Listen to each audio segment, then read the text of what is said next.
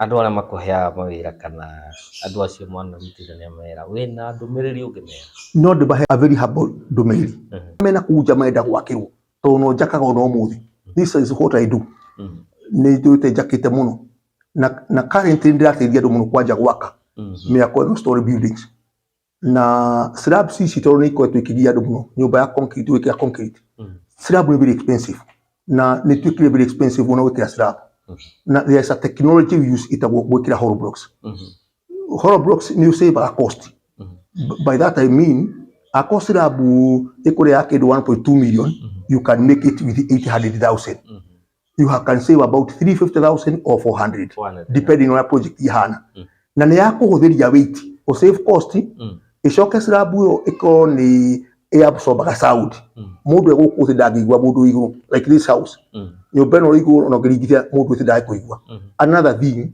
hollow blocks ni cia clean ni gwitaga temperatures nyumba ndihehaga na nyumba gako light koguo kura gya gwito rito munene like these pillars ikakuwa witinene koguo you don't need this very strong bars to nyumba no ni ihuthu but tikuga ate ya hutha no compromise strength nyumba no no so no the request ona ya matoi no nyende kumateithia muno na tondu to me I'm committed kutira mundu wira tute twindugu ndimuteithio na ni haingihota na ni nyone kaya mukanini currently I'm doing some projects ngakira na labor labor ni kuga mwene kure material I provide labor njokera mabundi na machine cia kwa ngamutira wira na ngamuteithia kwa ngwa material safe. Okay, like now I have a project I'm doing somewhere in Nyeri nyobeo BQ irokaga kindu 1 million no twina mwene twa mutaitha ngiri tugiakaga na hetriba contract turonie ni akwa for 23 million you save about 80 million. Yeah, so that de guteithia muna kia guteithie tondu kuria hatukinyite the cost ya material ina goromo na to ni ndu be honest kuma tene niguo ndiretwo I would like to request those people ni kumarutira wira ora ni kumahe namba ciakwa tondu he mundu gikinya ende kunjariria mundu ngenda kuhe wira namba yakwa ni 0795 594 999 na umeshokere 0795 594 999 namba yo nginje hura no kunjita no tuteithanie muno mundu megie mwako-ini kana o undu ungi mwega wa guthi na mbere na Ngai no akumurathima. Thank you. Asante sana. Thank you.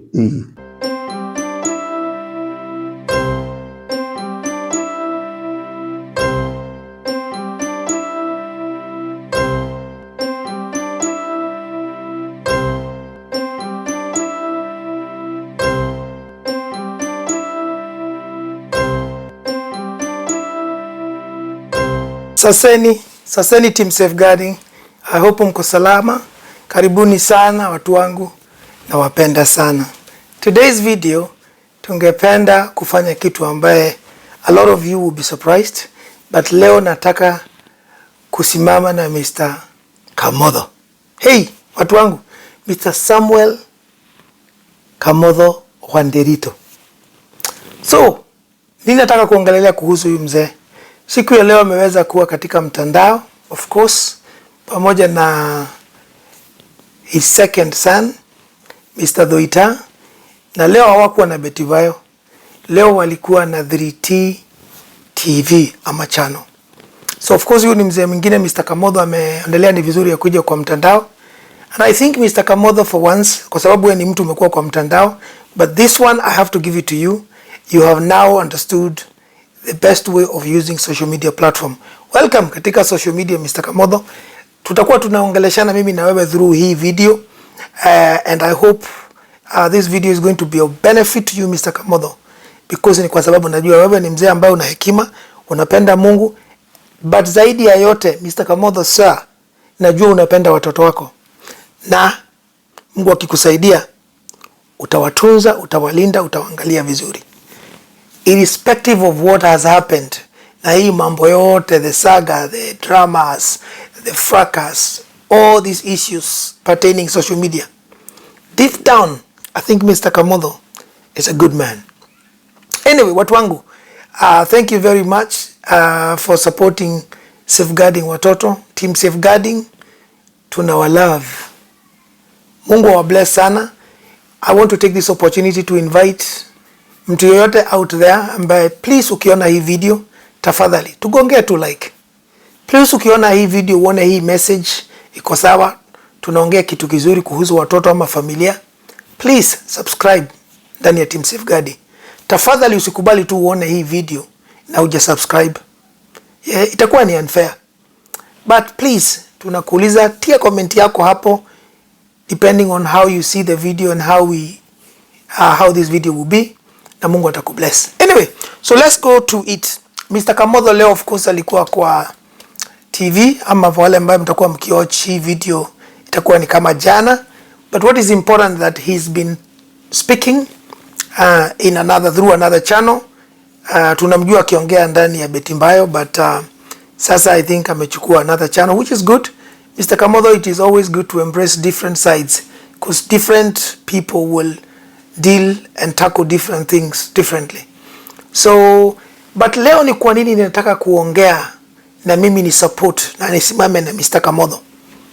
Kwa sababu katika hii video Mr. Kamotho ameweza kuongea some things zile ambazo mimi kama Safeguarding Officer Jeff ningependa nisimame na yeye, na ninajua Mungu akimsaidia mambo yatakuwa mazuri. Of course, Mr. Kamotho hapa ameongea kuhusu 2016 ndio hizi vitu mingi zilikuja zikaingia kwa social media, but mimi najua hii familia tangu 2013. Wakati hizo mambo zilianzia, hata kabla fujo na ghasia na hizi vitu zote zijaingia kwa really mainstream media. But for today, ningependa niseme first and foremost, Mr. Kamotho sir, I would like to appreciate you for kwenda shuleni kulipia watoto wako whatever you did there. Mimi I don't think it concerns me ni pesa ngapi ulilipa ama ulikuwa unalipa za nini, but just on the basis that ulienda huko shuleni ukaenda na ukaona watoto wako, and this of course umeweza kuleta revelation ni kwa sababu baada ya your experience, you meeting with your youngest children kule kwa mazishi ya Shosho Nyawera, God rest her soul in eternal peace. And after that conversation sasa uliona ni vizuri ukuje. I think kama kuna kitu watu wamekuwa kiomba na wakiuliza, including the mother of your children Virginia, ni wewe ukuwe na relationship na hawa watoto wako na uweze kuwaangalia, kuwatunza, kuwalipia shule, wakuwe sawa kama wale watoto wengine. And I think on this video umeweza kuambia huyu bwana interviewer ya kwamba hao watoto wakati ulienda shuleni ama wakati mkuu kule kwa mazishi walikuwa wanakuambia ni kwa nini sisi wale watoto wengine wakikuja kutembelewa na wazazi wao, their father always comes, lakini wewe kama baba yetu haukuji. So you took heed of what your children was telling you, hata wakati huo mgumu sana wa kuzindikisha your own mom na shosho ya watoto wako, and you did that. Leo sitaki kudwell ni kwa nini mulipigwa picha, na sitaki kuenda huko negative, but thank you for doing that. It is what sisi kama Team Safeguarding tumekuwa tukiongea, tumekuwa tukisema, wazazi especially sisi wazee, fathers, we make sure we support our children. Tusiwaachilie. Juzi nimefanya video nyingine nikasema watoto kama mtu amezaa awalinde, awatunze, awangalie, awalee. Hakuna kuabandon watoto. Please watu wangu, kama mjaona hii video, go to our video. I'm going to put that link here. If you are a man or even a woman to that point and you have sired children or you have given birth to children, please make sure you do not abandon them. Whatever the case, struggle with your children. Fanya kazi na mikono yako. Mungu anasema atabariki kazi ya mikono yako ukifanya kazi ukiwa sawa. If you are dedicated, if you put in the hard work, you maintain discipline, you fear God, you teach your children how to fear God, to respect others, to honor, people who they need to honor, and also they put in hard work, you become a successful family. Mungu sio adhmani. Wahenga walisema God can choose to bless anybody. Kuna watu ambaye they didn't have nothing, hawakupatiwa hata inheritance. Afadhali Mr. Kamotho, tumesikia umesema wewe kuna ile mali ambaye ni ya baba yako ambaye ni washamba na nini, na hiyo utagawia familia yako. Ana umesema utagawia familia yako wale ambaye utafanya DNA. Hiyo area sitaki kwenda. But kuna watu ambaye hawakuwa na kitu, hawana nini, hata wazazi wao akina shosho akina guka wao hawakuwa na kitu, hata wao walikuwa ni watu wa kukomboa na kuishi kwa rentals, but wakati hao watoto walizaliwa walitia bidii, na today they are something. Si President Ruto ni mmoja wao? Si hata yeye baba yake alikuwa hana kitu? Si yeye mwenyewe amekuwa hustler, na sasa si leo si ni president? It is possible. So hakuna dream haiwezi kuwa a reality, but we must dream. Watu wangu, we must make sure that our children are dreaming. So Mr. Kamotho sir, thank you for doing that. Of course najua your story imekuja with a lot of different things na kwa mtandao, but today ningependa tu to focus na what Mr. Kamotho is saying. Leo Mr. Kamotho aliweza kuja kwa mtandao na akapatiana his own telephone number na akaelezea watu Mr. Kamotho ni nani. But kabla tuende hapo, ningependa kusema kuna maybe watu walikuwa wanajiuliza Mr. Kamotho ni kwa nini amekuwa hajasaidia watoto for a very long time. Na wakati mlikuwa kule kotini almost about I think almost 5 years ago, watoto wakapatianwa kwa Virginia, koti ilikuamuru Mr. Kamotho uwe unatoa 15,000 na unaangalia watoto na unawalinda, but you haven't been doing that. Leo watu wangu, Mr. Kamotho ameweza kusema ni kwa nini. Mr. Kamotho yeye mwenyewe amekuja kwa mtandao na akasema he has not been very good health wise, na ya kwamba this whole breakage ya familia yake, yeye na watoto wa Virginia na yeye na Virginia na yeye kuchukuana na Tabitha, ilikuja ikamletea mazito magumu ndani ya afya yake. Of course we understand Tabitha had said this a few weeks ago. Ile issue imekuwa tatanishi ndani ya mtandao, but Mr. Kamotho today came and said to himself that actually he'd gone through all that phase. Lakini what Mr. Kamotho wanted to emphasize is ya kwamba hiyo mambo yote ililetea problem mingi sana, ilimuadhiri sana. It took him so back kibiashara. As a contractor he suffered a lot because a lot of businesses went out completely. So the whole issue ili affect, and this is why I've been telling people should not joke with social media. Social media inaweza kumake ama inaweza kubreak. It can elevate you or bring you down fast.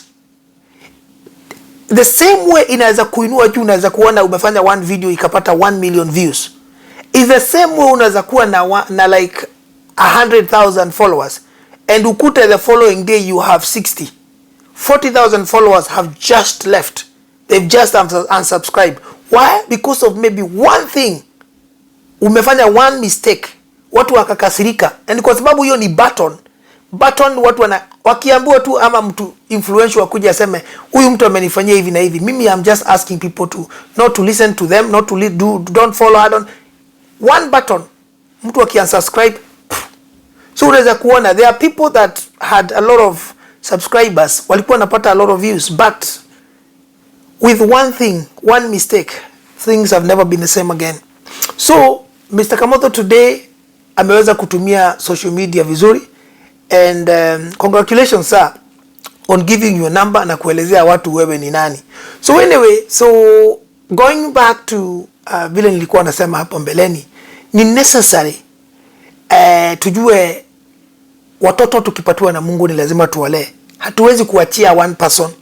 So hii idea ya Mr. Kamotho huku unasaidia watoto, Virginia kwa peke yake, ako kwa mtandao anatafuta peke yake, na watoto ni wenyu nyinyi wawili mmezaa, na of course wakati huu hauko umejua hii mambo, unasema eti kuna watoto wengine sio wako. Ulikuwa unajua watoto wote ni wako.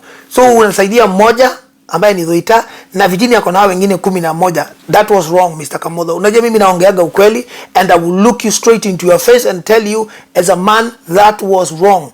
But leo umekuja na kama unataka kujiredeem.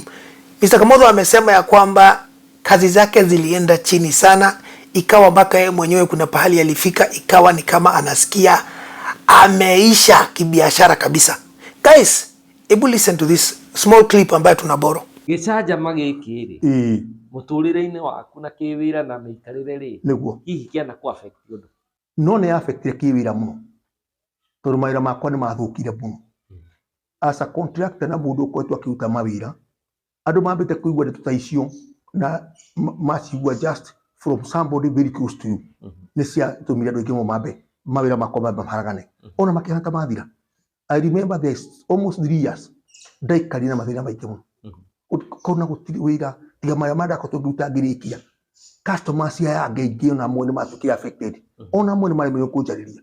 Right guys, nafikiri mmeweza kusikia vile Mr. Kamotho ameongea katika hiyo interview ambayo ilifanywa leo.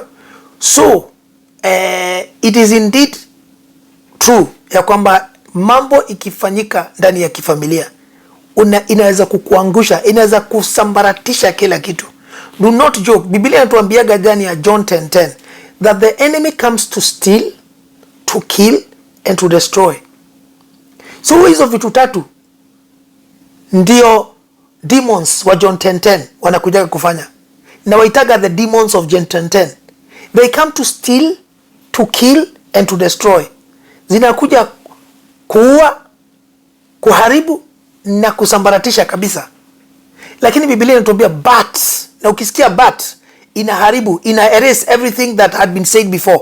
So hiyo to kill, to steal and to destroy, but inakuja kuiondoa yote. But Jesus, kwa hivyo ukikaa ndani ya Yesu, ukikaa ndani ya Mungu, but Jesus came to give us life and life in abundance. Mungu alikuja kutupatia uhai, ushindi na ushindi ndani ya yote. So if tukiegemea pande ya Mungu, tutakuwa washindi. So hata shetani akija kujaribu ndani ya familia yako, akikuja ndani ya marriage yako, akikuja ndani ya business yako, akikuja ndani ya your clan, ajaribu kukill, to steal and to destroy, mkue na Mungu, God is going to overcome him. God is going to make you guys victors. Hataweza kuvunja clan, hataweza kuvunja ndoa, hataweza kuvunja familia. The only problem ni mkikataa Mungu akue hapo ndani katikati. Kwa sababu shetani akiingia, I'm telling you, wahenga walisema usipoziba ufa utajenga ukuta. Mkiacha tu shetani aingie pande moja ama pande zote mbili, mkuwe ni maneno mnarushiana, mmekataa kukaa chini vizuri, msolve it amicably, things are going to go very wrong. It's very easy for things to go very wrong. It's very hard to get things back to where they were. Nakwambia kubomoa ni very easy. One day, 1 hour, kujenga, it takes years. I know you guys mnaweza kurelate na vile nasema. Look at a relationship. For you to be able kuingiza msichana box, umtongoze mpaka akubali akuwe bibi yako, akuwe mama ya watoto wako, is not easy. But kitu moja tu, kumwambia tu yeye ako kitu mbaya, that can ruin that relationship in 20 seconds. But kumuingiza box will take months ama years ndio akubali kuwa bibi yako na akakuwa mama ya watoto wako.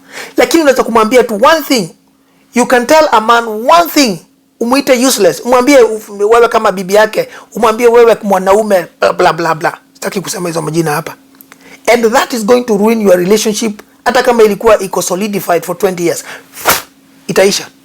So tusicheze na maneno. Words. The Biblia inatuambia this tongue, it is got the power of life and death.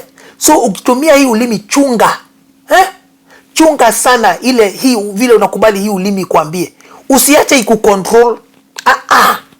Do not allow your spirit man ikuwe controlled na hii ulimi. No. Let the spirit be in charge. Sababu kazi ya Roho Mtakatifu is gentle. He's a gentle. He's gentle. So watu wangu, tusikuwe wepesi wa kuongea haraka sana, alafu kuwe sisi bado hatuna uzito wa kuweza kutaka kujenga tena. Because mtu ambaye ameshakosana, ameshafokeana, amekeleleshana, ametusiana, amefanya nini, it's very hard. It's not easy for you to come back and start talking. Believe you me, I know this. So anyway, so of course, hii mambo yote ilikuja ikaleta hii mzozo na ikawa Mr. Kamotho biashara zake zimeharibika. According to what he said today, ikawa hata yeye mwenyewe kujisaidia kifedha ilikuwa ni ngumu. Mimi I can relate na naweza kuunderstand. And I think every man that has ever been successful na akapitia through challenges and hurdles can relate. So kuna wakati mambo kama hayo yanaweza kukuja, ikuwe sasa hata wale watu walikuwa na kuitia kazi, they don't trust you anymore. Wanaona kama wewe ni abuser, ni nini, hutaki kusaidia. No, so things can go wrong. So mimi hapo Mr. Kamotho ningesema pole for what happened there. but nikisimama saidi ya watoto, the only thing that you unfortunately ungefanya wakati koti ilikuambia uwe unasaidia watoto wako, ungerudi huko kotini uambie kotini pesa onge. Hakuna pesa, imeisha. Hii mambo yote imekuja ikachafua, but ulinyamaza tu, ikawa sasa kila siku kwa mtandao watu wanafikiria Mr. Kamotho ako na pesa, Mr. Kamotho ni contractor, Mr. Kamotho ako na nyumba kubwa, ako na nini na hataki kusaidia watoto. Ngata tu kotini useme mimi nimejaribu but mimi napata 20,000 sasa kwa mwezi na matumizi yangu ni 50,000. So hata niko na deni. So you see, but of course ndani ya social media watu wamekuwa kusema Mr. Kamotho alikataa kusaidia watoto wake. So of course on this video today umesema ya kwamba ulienda chini kabisa financially, and that is understandable. Every man has been there, or most men have been there, but kuinuka juu pia ni sawa. So if that is the reason as to why hujakuwa ukisaidia watoto wako, leo ndio nimebidi nifanye hii video niseme well done Mr. Kamotho for coming back to try and use the social media on the positive side.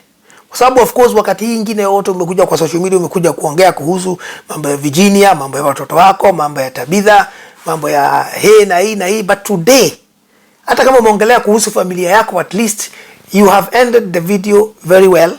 Na umesema wewe unafanyanga kazi na mikono yako na Mungu amebariki kazi ya mikono yako, na wewe ni contractor, na ukaomba watu wakupatie kazi. I like even what Dhoita did. Amekuja and by the way guys, I want you to watch the next video. I'm also going to do a small video about Dhoita. Nilikuwa nimesema hii mambo nitaiachia ikuwe rest, but because of what Mr. Kamotho did today, unfortunately hii ni kazi yangu ya watoto. I have to come and talk about it. So kwa wale watu mbaya mlikuwa mnataka hamtaki safeguarding watoto waongee tena kuhusu mambo ya the Kamothos, mniwie radhi. This is me. I have to come and talk about children. And when I see something positive, lazima ni praise. Nikiona kitu mbaya, lazima ni kemee. Lazima ni guide, lazima ni ongee, lazima ni motivate, lazima ni inspire. That is what we do. That is what I do. That's what I'm called for. Nikiona kitu ambayo inaenda vibaya kwa familia, I have to talk about it. Because familia, watoto ndio wanalelewa hapo ndani. So I have to support families. I have to try and nurture families so that they can remain compact in God. Because then that way, children are going to be brought up in there, and their welfare will be promoted. But when there is chaos, children are going to be all over the place. Because a dysfunctional family can only brought up dysfunctional children. It's as simple as that. So anyway, so Mr. Kamotho, of course, if that is the case, I know sometimes we as men is very hard kuja kujielezea, kunataka ulikuwa nafikiria maybe 1 week, 1 month, 1 year utafaulu, you know, biashara itashika tena, but years have rolled on. But sio vibaya kuja kujiongea hivyo umejiongea. Indeed, Mungu anakufungulia milango, but today of course you've given your number na umesema na umeambia watu ya kwamba wewe ni contractor and what you do. I like vile umejielezea. And Mr. Kamotho sir, ningekuchallenge to one thing. Now that you are in social media, please use social media maximally to advertise your contractor work. Umefanya vizuri leo, but I want you to go to the next level. Ni kwa sababu gani ningependa uende to the next level? Ningependa uende to the next level because Mr. Kamotho, I would like God to bless you to become a billionaire. Ni kwa sababu gani? Because Mr. Kamotho, wewe ukiwa na pesa, utaangalia watoto wako. Wewe ukikuwa na pesa, hautakuwa na shida ya kusupport watoto wako.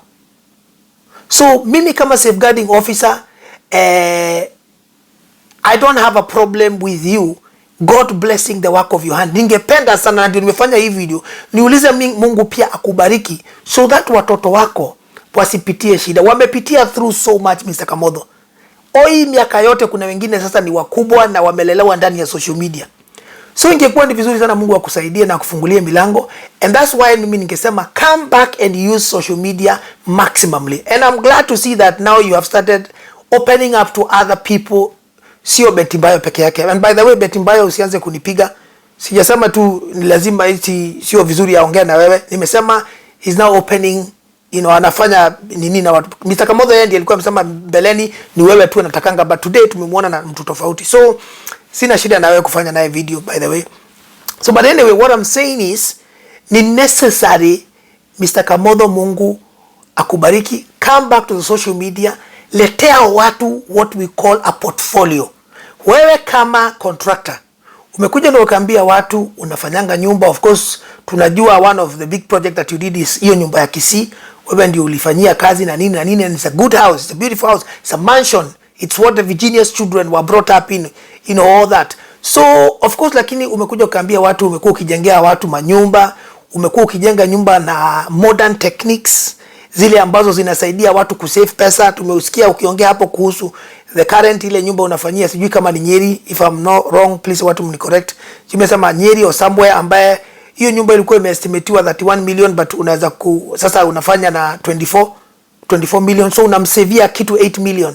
So if this is what you are doing, Mr. Kamotho, one thing that would help you is to come and show people your portfolio.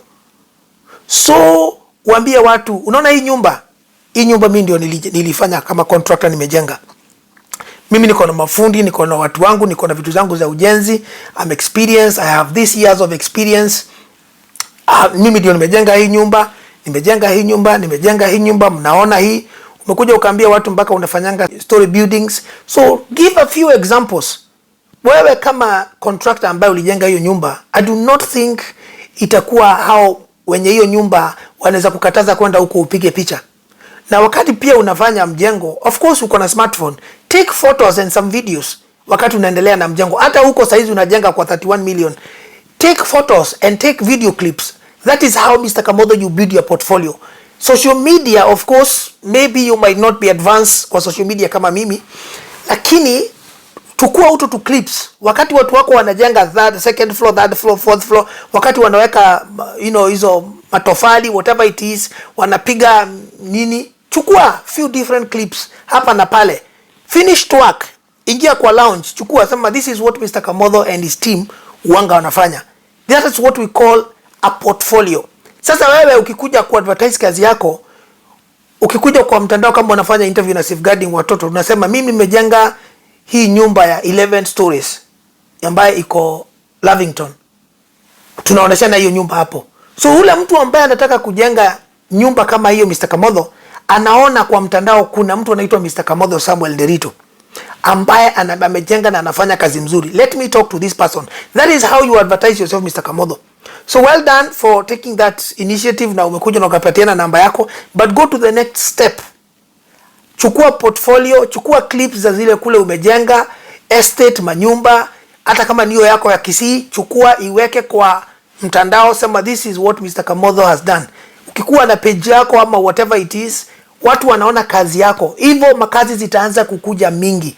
But of course the first step ni hiyo ambayo umepatiana namba yako hapo na ukasema watu wakupatie, especially wale watu ambao walikuwa nakupatia kazi kabla hii mzozo ifike, but of course because of what happened they moved away. So maybe they can come back. I pray that they can come back.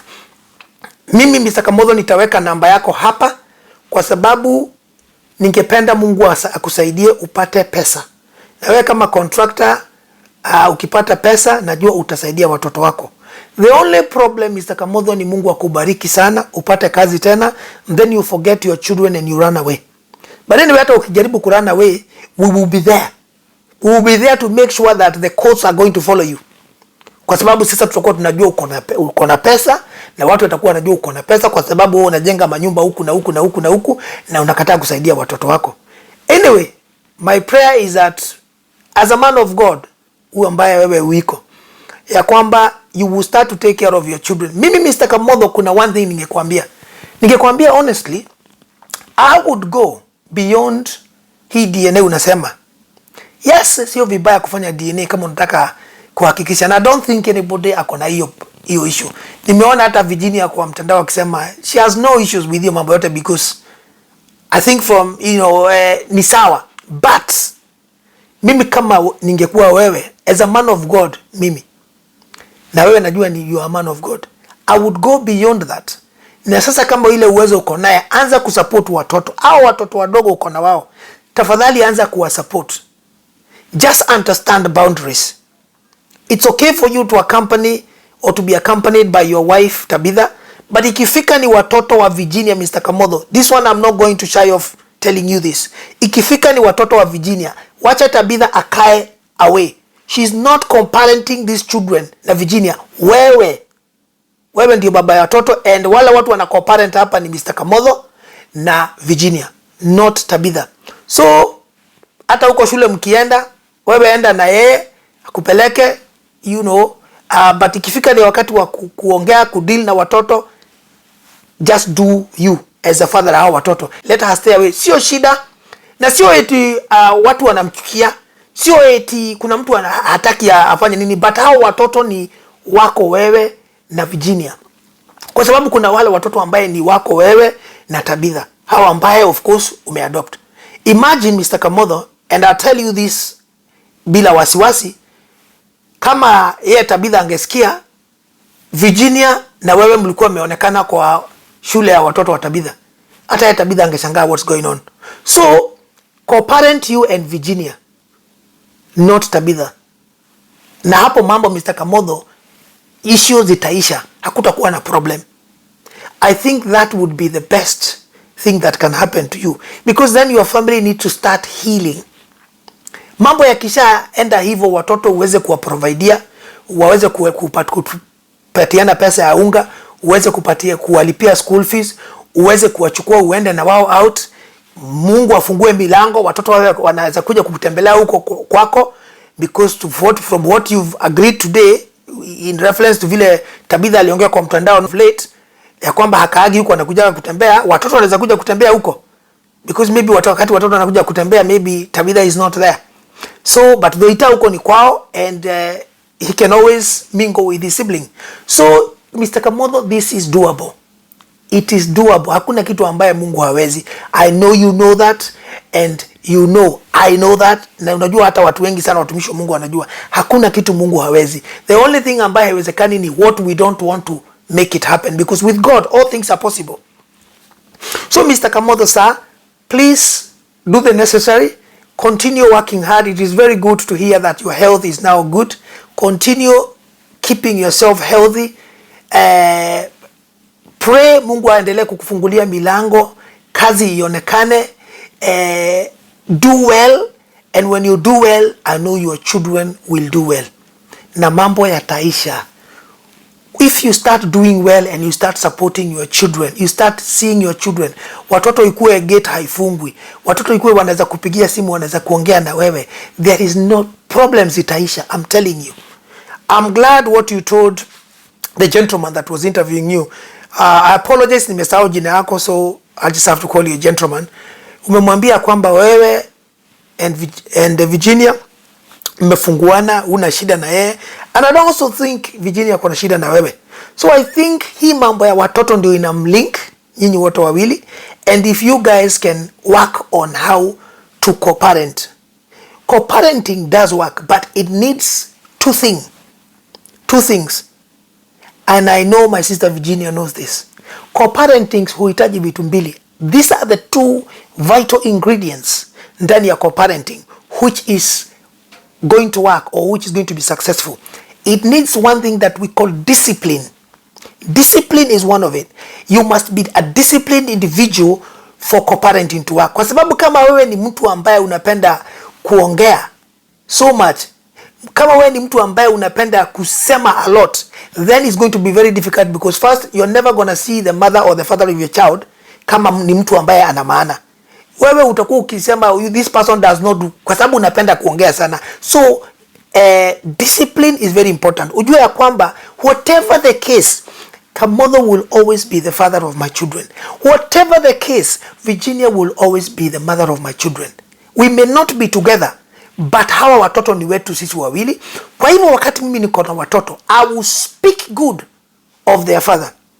One thing I like about Virginia, and this again, wala watu wanataka kurusha mawe mrusha mseme anapendelea Virginia. No, but I tell the truth. Mimi nimesikia many times Virginia akiongea na akina Devi, akina Nyawera, akina Nyanyo, kina Moyo wote, akiwaambia Kamotho is your father. You have to respect that man. Akiwaita muitike. I've heard that. Na mimi nimefanya mpaka interview na yeye, and therefore I can attest ya kwamba yeye huwa anasema hivyo. So one of that thing is discipline. Ujue ya kwamba Wakati wewe uko na watoto, you are talking good of the mother or the father of your children. That hiyo ndio tunaongelea kuhusu discipline. So hakuna kitu kibaya utaambia watoto eti wewe baba yako ni mtu useless, mama yako ni haeleweki, kwa sababu wakati unaambia watoto hivyo, usisahau ya kwamba huyo unamtrash ni mama yao ama ni baba yao. So what are you expecting the child or the children to think? My mom is useless, my father is rubbish. So wewe kama mzazi, what do you think those children are thinking of you? They are thinking, kama mama yangu ni rubbish ama baba yangu ni useless, na wewe ndio ulikuwa umemuoa ama wewe ndio ulikuwa umeolewa na yeye, hata wewe you are not different from what you are telling us. Eti yeye ako namna hiyo. Kwa sababu gani? Mbona wewe ulikubali kuolewa na mtu rubbish? Mbona wewe ulikubali kuwa mtu rubbish? So guys, every other individual that is out there in the world, tafadhali jueni safeguarding officer anasema, do not go trashing the mother or the father of your children. Kwa sababu wewe hata wewe haitakusaidia. Hao watoto watakuwa nakaa hivi wanakusikiliza. Hawawezi kukuongelesha kwa sababu wanakupatia heshima. Lakini wanakaa hivi wanaona, okay, wewe ongea tu. Lakini kama huyo ulikuwa unampenda na ulizaa hao watoto na yeye, na siku hiyo ulikuwa hauoni akiwa hivi unatuambia, kwani hata wewe basi uko tofauti na yeye? So kuwa disciplined, it's key ndani ya co-parenting, na hii pia hata sio co-parenting, hata ndani ya familia, hata ndani ya relationship. Watu, of course, marriage is not easy. Marriage is hard work. Marriage, naambiaga watu, is work. You have to work on marriage. Marriage ni kama shamba, ni kama gari. Ukichukua gari, ukikataa kuweka mafuta petroli ama diesel, haitaenda pahali. Ukikataa kutumia steering, you are going to crash. Ukikataa kuapply brake, uta crash. Hiyo ukiendesha gari kuendesha sio kuingia tu hapo iende. No, you have to work on it. Shamba ni the same. Ukiotesha mahindi lazima uongoje iote. Ikiota uanze kupalilia, uanze kufanya nini, upige dawa fulani, then you harvest. It's work. Marriage is work. We have to bear one another. We have to think about one another. We have to accept huyu atafanya mistake, atanikosea hapa, lakini nitajua hata yeye ni mwanadamu kama mimi, anaweza kosea. I have to forgive. It is what it is. So, discipline is fundamental. The second aspect of this is what we call commitment. Commitment. Commitment naye ni ya kwamba what you have committed to do ndani ya co-parenting, because for you guys to come to a place of saying that we are now happy to co-parent these children, you will have sat down somewhere, or with individuals, or with certain people. Ama kama nyinyi wawili mmefika, you are at that point, you are talking. Then niseme, mimi kama baba ya hawa watoto nitakuwa na wasomesha. Mimi kama mama ya hawa watoto nitakuwa na waosha na wavisha na wapeleka shule. Nitafanya hivi na hivi. Whatever you agree there, you must fulfill that commitment. You cannot go back on your words. Kama saizi mimi Mr. Kamotho nikisema, whether you went back on your word, kwa sababu what you agreed to court, kwa sababu kama hiyo 15,000 uliambua uwe unalipa, you must have agreed to that in court. I am in court most times nikifanya kazi ya safeguarding, so I know what happens there. Wewe haukuforsiwa hiyo 15,000. Waliangalia na wakaona pesa zako zile unaingiza, matumizi yako, kila kitu. They put everything on that table and they realize that Mr. Kamotho is able to provide 15,000 kwa watoto wake. The problem is that you didn't keep to that commitment. Na wakati hata kama of course mambo yalikuja yakaharibika, you could have gone back useme, sasa what I promised ama ni commitment ile ambayo niliyekubali, I can't because of dynamics, this and this and this. That's what you should have done. But hiyo sasa ni maji ya mashamwagika, but we move on. Life ni move on. So commitment ni key. Mkisikizana ya kwamba mimi nitafanya hivi, please fulfill that commitment. Kama kuna anything that has caused you not to be able to fulfill your commitment, kama ulisema utakuja kuchukua watoto siku fulani na sasa imekuwa huwezi kuja kuchukua watoto, the third aspect of effective co-parenting is communication. Communication nayo ni key, because if you are not able to meet certain things, if you are not able to fulfill commitment, communicate. Huyu ndio nikwambia, kama mta co-parent, kuna watu ambao wanaweza co-parent na you can just tolerate each other, kuongea kwa text ama kwa simu for okay, watoto wako hivi na hivi na hivi, watoto wako hivi na hata hamsemi jambo, hakuna jambo, no, say nakupigia kwa sababu nakwambia watoto wako hivi na hivi, ama nilikuwa nafaa kuja kuchukua watoto, unfortunately nimeshikwa, niko Nyeri, niko Mombasa, niko hospitali, niko hivi na hivi, kwa hivyo sitaweza kuja. Nikimaliza nitakujulisha. That's it. It is important to communicate. Otherwise, if you do not communicate and you had agreed to commit to do certain things, things are going to start going wrong. Na hapo ndipo utaanza kusikia mtu ameanza kukelelesha, mtu ameanza kukasirika, ameanza kuongea kwa mtandao, huyu mtu ni useless, because you did not keep your part of the bargain. You did not live up to expectation. You said you're going to come pay school fees. You didn't pay. Beyond that, not only did you not pay, you did not say why you did not pay. And this is not even 1 month, it is going to 3, 4, 6, 2 years, 3 years. Why? So wewe sio mtu ambaye unaweza kusadikika. And that's ndio unaona sasa fujo na ghasia zinakuja, zinaanza kuingia kwa mtandao, mtu anaweza kusema hivi na hivi na hivi. So these are 3 things that are critical. Unaona, if any co-parenting is going to work, ni necessary ufuate hizo 3 things, and communication is really the vital ingredient ile ambayo itakuwa hapo. Whether mnaongea kwa mtandao, ama mnaongea kwa through text, ama mnaongea through phone, ama mnaongea through friends, ama family, ama mnaongea through the courts, because you can also speak through the court. Kuna watoto ambaye inaendaga unakuta familia hawawezi hata, they don't see eye to eye. So inawezekana kuwa Mrs. B atakuja aleta watoto in a contact center, analeta watoto hapo, alafu Mr. B anakuja yeye na whatever, kama ako na watu friend zake ama nini, anakuja hapo kwa hiyo contact center, anakuja anakaa na watoto hapo for 3 hours, alafu anaondoka. Akiondoka Mrs. B anarudi, anakuja anachukua watoto wake anaenda. Kuna watu ambaye kama ni pesa wanatoa zinapitia through a certain place. Kuna watu wanaambiwaga unaweza kulipa pesa huku kotini na koti itafanya hivi na hivi, because of different dynamics. So communication ni key. But when we agree, we communicate, it is important, it is fundamental, it is paramount. We make sure we keep up to what we say. A man or a woman of God is as good as their word. If you cannot keep your word, then it's going to be very difficult for people to trust you. So hizo vitu 3 ni fundamental. And I think if Mr. Kamotho, you are to look at it, unaweza kukubaliana na mimi ya kwamba indeed those things can make your children happy again. The good part of this is that Mr. Kamotho, Mungu amekubariki, anabariki kazi ya mikono yako. Uko sasa kwa mtandao, umepatiana namba yako kwa mtandao. I'm also, like I said, nitaweza kuweka namba yako hapa. Please, if wewe ni mtu ambaye unataka kujengewa out there, Mr. Kamotho ameweza kujiadvertise ya kwamba yeye ni contractor. Tunamjua yeye ni contractor na anaweza akona timu yake ya kufanya kazi, anaweza kujenga manyumba. Katika hii video of course nimeweza kusikia amesema anajenga not only mansions but anajenga mpaka stories building. So tafadhali, kama kuna mtu wako out there, for the sake of the Kamotho's children, mimi kama safeguarding watoto, ningependa kusema tafadhali mpatieni kazi.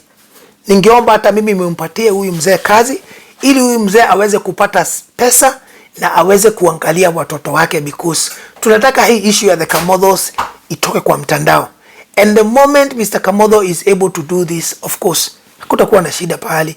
So please patia Mr. Kamotho kazi. One thing ningewauliza nyinyi watu ambaye mnapatia Mr. Kamotho kazi hapo, I don't want you to come mwanze kusema mimi nilikupatia kazi kwa sababu niliambiwa na safeguarding watoto. I want you to do your due diligence. Wewe tafadhali kwenda kwa Mr. Kamotho, namba yake iko hapo kwa mtandao, mpigie simu umwambie Mr. Kamotho, ningependa kujua portfolio yako. Unajengaga nyumba namna gani? Ni gani umejenga? Wewe fanya uchunguzi, fanya utafiti.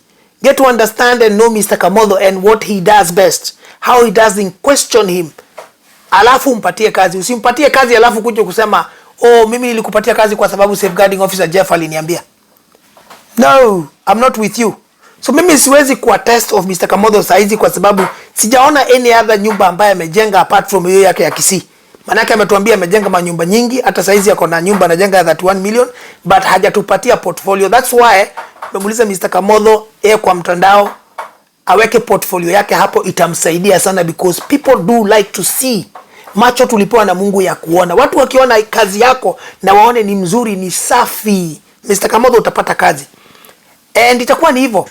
So apart from that, God akubless Mr. Kamotho.